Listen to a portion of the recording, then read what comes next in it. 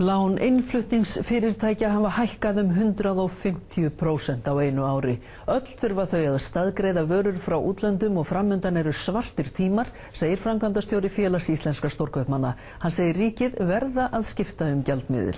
Sindri Sindrason. Ef gengisvísitalan helst eins lág hún í dag eða lægri verða skuldir 70–80% innflutningsfyrirtækja hærri en eigið þeirra í árslok. Þessi fyrirtæki geta ekki búist við að erlendir birgjar séu tilbúnir að lána þeim fyrir vörum. Þetta segir Knútur Signarsson, framkvæmdastjóri Félags íslenskra stórkaupmanna, sem þorir varla að hugsa til þess ef og þegar krónan verður sett á flot. Ef þú keyptir íbúð fyrir ári síðan, 20 milljónir, þú veist 12 milljón króna lán, erlent lán. Það lán, það búið að hækka núna með 150%, komum við 30 milljónir. Þú ætlar að taka viðbótalán upp á kannski 1 milljón, það ætlar að leggja fram einhverja pappir, einhverja tryggingar og þá sér viðkomandi að þú átt jú íbúð upp á 20 milljónir, skuldin 30 milljónir og af hverju ætti að lána þér.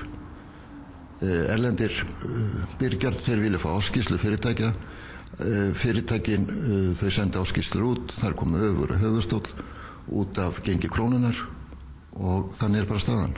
Flest fyrirtæki eru með lán í japönskum jenum og svissneskum fröngum. Lánin hafa hækkað 150% á einu ári og verða nú allir að staðgreiða vörur sínar frá útlöndum.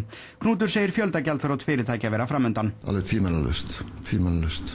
Hann segir ríkisvaldi bregðast afar hægt við erfiðum aðstæðum. Nú verði að lækka stýrivexti og taka upp evru. Það sem allra fyrst.